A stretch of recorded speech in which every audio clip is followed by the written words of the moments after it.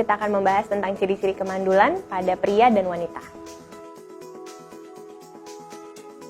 Kemandulan itu sendiri adalah proses gagalnya sel telur bertemu dengan sperma atau tidak terjadi pembuahan. Kamu jangan sedih dulu kalau misalnya biasanya baru awal menikah kemudian tidak langsung mendapatkan anak, belum tentu itu disebabkan kemandulan. Biasanya kemandulan itu apabila kamu sudah melakukan hubungan seksual secara berturut-turut selama kurang lebih 12 bulan, kemudian kamu mengalami kegagalan untuk pembuahan. Itu baru disebut kemandulan.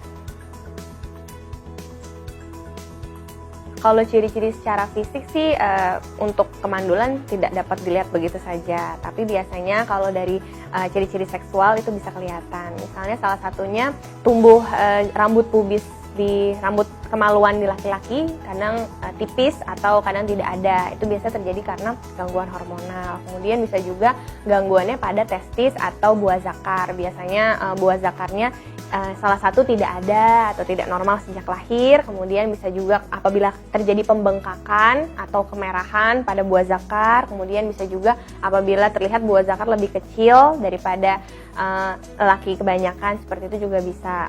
Kemudian selanjutnya biasanya pasien-pasien yang mengalami obesitas atau kegendutan.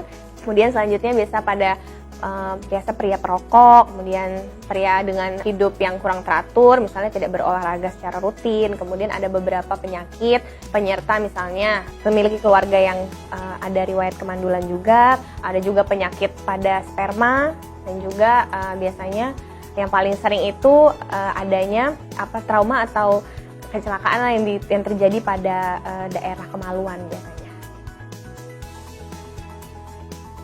Biasanya yang paling sering sih gangguan pada testis. Itu tadi yang saya bilangnya bisa terjadi karena ada infeksi testis misalnya, kemudian terpelintirnya testis, itu juga bisa menyebabkan kemandulan karena testis itu adalah tempat membentuknya sperma. Jadi apabila proses pembentukannya saja sudah tidak baik, biasanya tidak akan dapat mengeluarkan atau yang kita sebut dengan ejakulasi secara tepat dan tidak dapat menyebabkan sperma itu menjadi kualitasnya baik. Biasanya yang paling berpengaruh pada proporsi tubuh itu adalah kualitas dari sperma. Jadi sperma itu kan kita mencari yang cepat, kemudian bisa sampai ke sel telur itu dengan tepat dengan kualitas yang baik. Nah, kadang-kadang kalau misalnya berpengaruh sama obesitas itu biasanya jadi gerakan spermanya lebih lambat, kemudian bentuk spermanya yang kurang sempurna, misalnya tidak ada kepala, hanya ekor saja. Nah, itu tidak bisa terjadi pembuahan.